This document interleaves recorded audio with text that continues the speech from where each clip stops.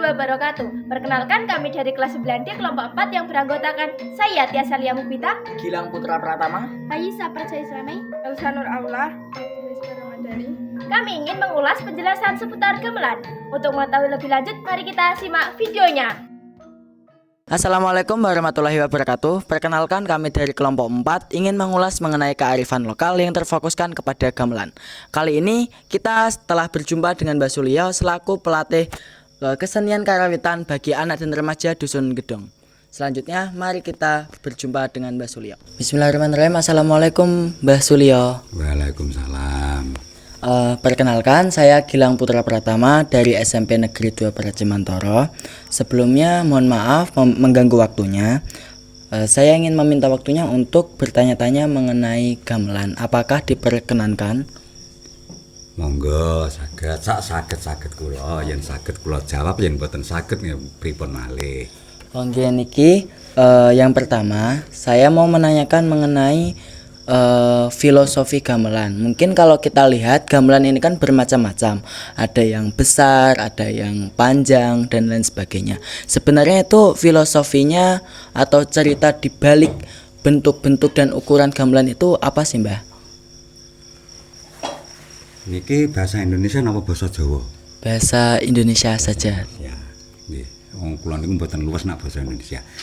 Nggih ngeten nggih matur nuwun. Terima kasih kepada adik-adik bahwa ada yang menanyakan tentang filosofi gamelan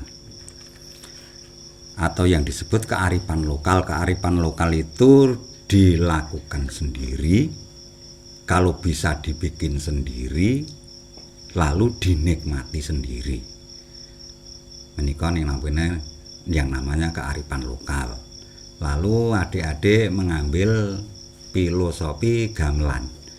Lah gamelan sekian itu satu pangkon, yang namanya satu pangkon atau dua pangkon, satu perangkat itu ada selindro ada pelok, berarti itu dua pangkon. Nah macam-macam bentuk serta besar kecilnya itu melambangkan yang pertama itu kebinekaan.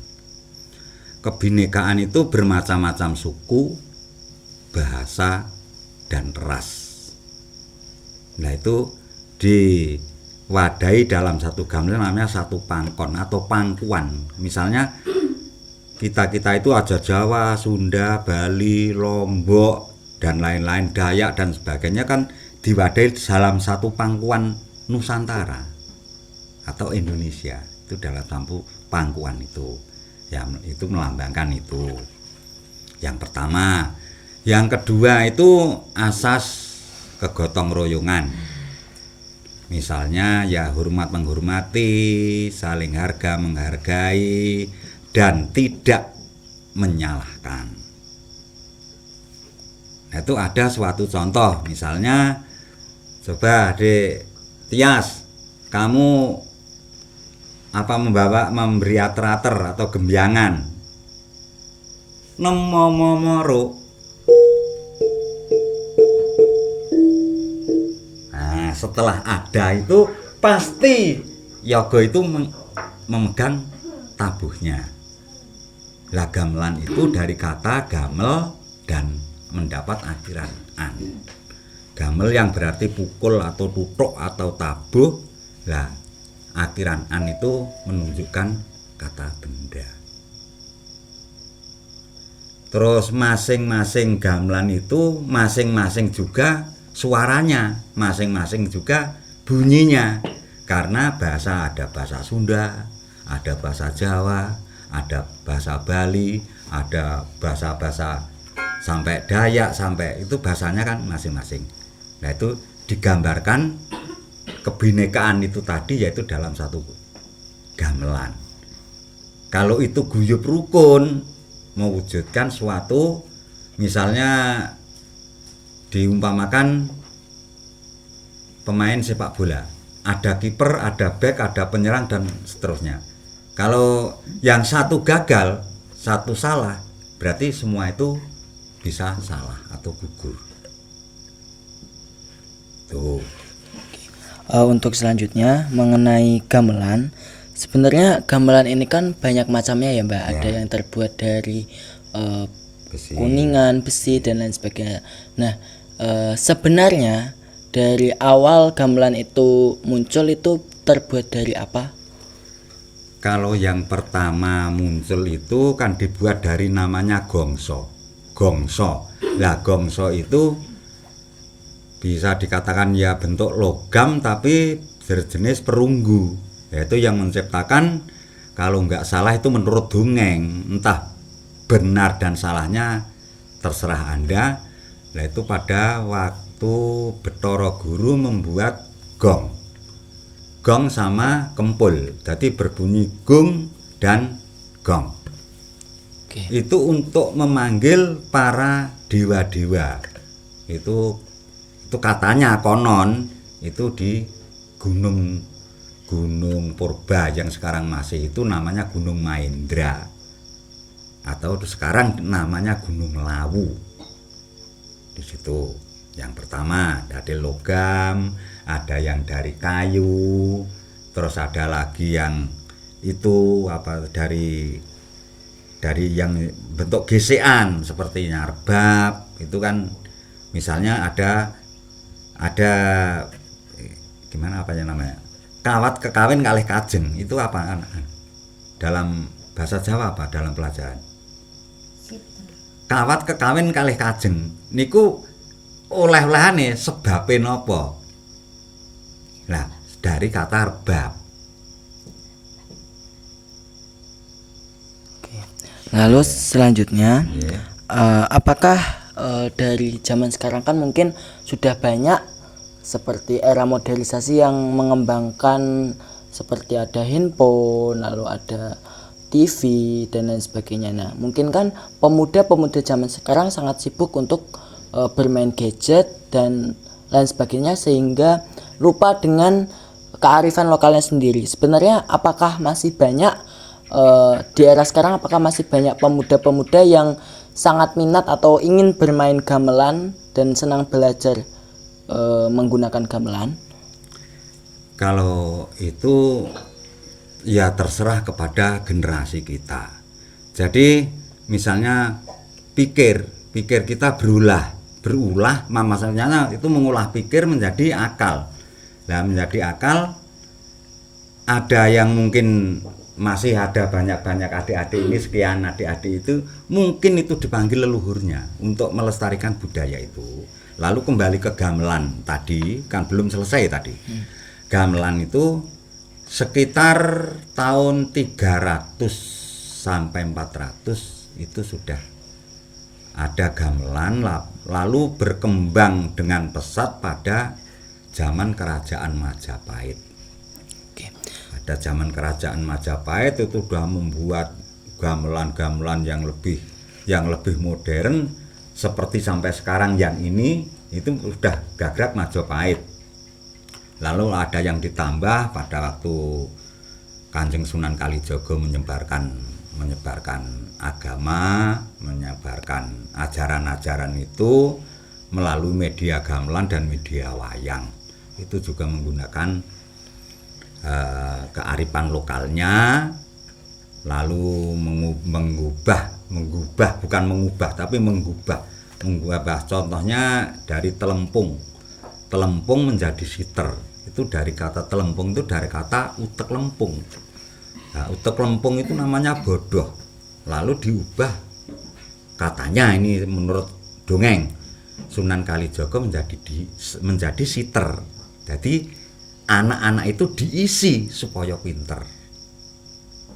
Itu lalu ada bunyi dan suara, makanya kita harus hati-hati dengan bunyi dan suara. Bunyi dan suara itu bisa membunuh manusia. Seperti peribahasa mulutmu adalah harimaumu. Ya, misalnya coba di nabuh itu demung atau selentem, ro lu mo nem utawa lu mo nem ji, monggo.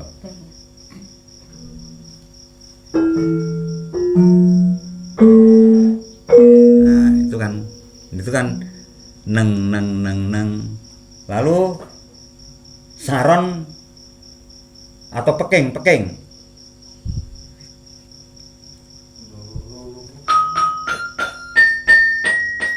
Nah, itu kan dia tidak menyalahkan, tidak protes, berarti itu ada kerjasama dan tidak menyalahkan. Lu tabuhamu kok ngono, kamu kok nabuhnya gitu, kan nggak mungkin loh penyelentem protes sama. Nah, itu yang namanya yang kecil itu namanya saron penerus. Jadi yang meneruskan itu anak kecil-kecil ini, yang meneruskan, yang besar-besar ini kan, nah, namanya penerus bonang ya lebih kecil, yang meneruskan anak-anak kecil seperti itu, steril, anak kecil, calon penerus. Tuh, lalu kenong coba. 6 nong. Nah, lalu kempul. Gung, lalu gong. Tuh. Jadi nang itu dari kata neng itu berarti meneng. Kalau meneng itu harus neng wening. Wening lalu nong dunung. Lalu gung itu yang agung. Jadi semua itu kalau kita meneng dan wening itu kita itu sudah berarti mendekat kepada Sang Hyang Agung, gung, walaupun akhirnya gong atau disebut gong waktu zaman dulu. Lalu apakah bermain gamelan itu sulit? Karena mungkin banyak yang merasa ingin bermain gamelan namun ingin belajar gamelan namun mungkin merasa oh enggak ini kayaknya sulit. Sebenarnya apakah bermain gamelan itu sulit, Mbah? Kan itu di mana ada kemauan, di situ ada jalan. Peribahasa kan gitu. Jadi satu harus percaya diri, dua takut diri sendiri, tiga jangan menyalahkan. Yang kedua sabar, telaten, mesti bisa. Kemudian nih yang terakhir, Yeah. apakah kalau kita lihat mungkin teman-teman ini sangat bersemangat untuk bermain gamelan lalu mempelajari mungkin musik-musik baru atau biasa disebut dengan gending. Sebenarnya apakah ada kesulitan dalam mengajarkan teman-teman di kalangan era modernisasi zaman sekarang untuk bermain gamelan? Sebetulnya gamelan itu tidak sulit. Hanya gamelan itu kan ya bisa misalnya toto kromo itu ya anggah ungguh, misalnya duduknya ada dengan silo dan berdiri tegak. Ini untuk kesehatan lahir dan batin, jiwa dan raga. Nah, kita duduk tegak sambil gini waktu zaman Kabudan Hindu itu seperti orang semedi, diam. Jadi badan ini tegak itu untuk menjaga seandainya sudah tua jangan sampai terjadi bungkuk atau namanya osteoporosis sekarang. Namanya bungkuk itu. Osteoporosis. Nah, itu untuk mencegah itu. Kan duduknya gini. Nah, lalu tangan kanan dan tangan kiri misalnya orang berlatih. Tangan kanan nabuh memegang pukul, tangan kiri metet, terus mata masih melihat notasi, lalu telinga mendengarkan aba-aba dari kendang. Jadi itu melatih kesabaran kita dan melatih otak kanan kita untuk memerintah organ kiri, otak kiri untuk memerintah organ kanan. Jangan sama untuk menjaga itu terjadinya head stroke, atau dikatakan sekarang ada yang mengatakan stroke, wah mati separuh. Nah itu karena otak kanan nggak bisa memerintah otak kiri. Sebetulnya masih memerintah tapi terhimpit oleh saraf-saraf di sini di belakang itu, jadi nggak sampai ke perintah dari otak kanan, nggak nyampe di kaki kiri. Hanya lah kalau gamelan gitu bisa menyembuhkan gitu. Oke, jadi selain untuk melestarikan budaya lokal agar tidak diambil oleh negara lain, gamelan itu juga sangat berpengaruh kepada kesehatan tubuh ya, Mbak ya. Iya. Oke. Mungkin cukup waktunya dan Kan masih satu toh. Gending kan. oh iya. Nah, gending itu saya ambil dari Kebo Giro aja. Nah, Kebo Giro itu diawali waktu misalnya orang hajatan. Orang hajatan itu besan datang itu diiringi dengan Kebo Giro. Kebo berarti kebak, dari kata kebak, giro dari kata gairah. Jadi kebak gairah. Tapi gairah itu jangan diartikan secara negatif, harus diartikan secara positifnya. Energi positif. Nah, ini positifnya. Jadi Kebo Giro coba Kebo Giro mau menung piro?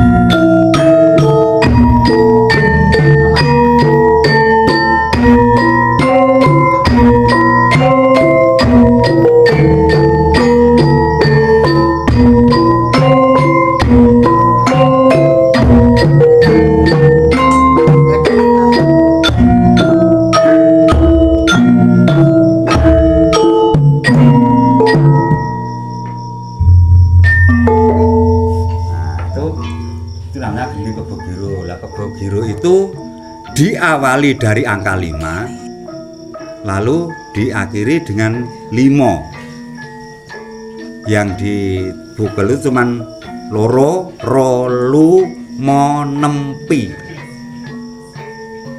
Loro atau 2 ditambah 3 berapa? 5, Rolu tambah 5 10, tambah 6 16, tambah 7 20, 23, 23, 2 sama 3. 5. Nah, berarti lu 5 semua. Jadi 5 gungan, satu gending itu 5 gungan, satu lancaran itu 5 gungan.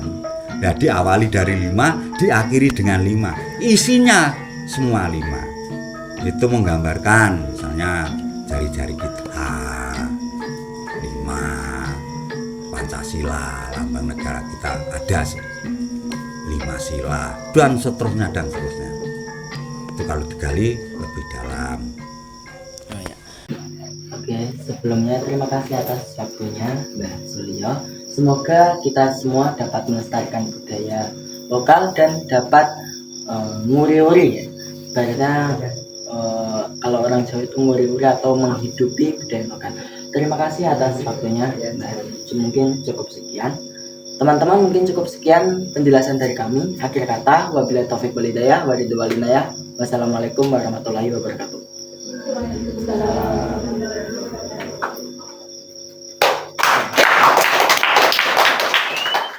Sekarang kami ingin menunjukkan beberapa cara menabuh gamelan. Yang pertama, demung. Pertama, pegang palu dengan tangan kanan.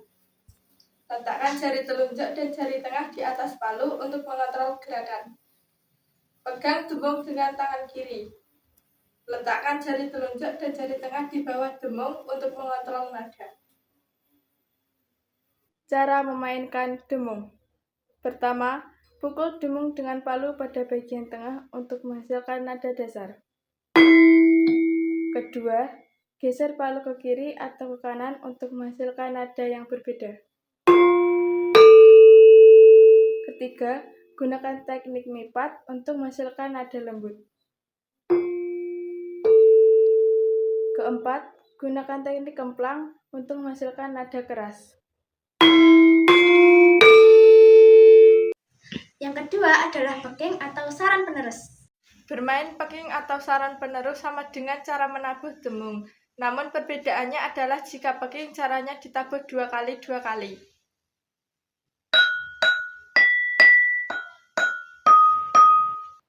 Sekarang udah tahu kan? Kita sebagai penerus bangsa harus bisa melestarikan budaya Indonesia supaya tidak dapat diambil oleh negara lain. Sekian penjelasan dari kami. Bila ada kurang lebihnya mohon dimaafkan. Wassalamualaikum warahmatullahi wabarakatuh. See you next time.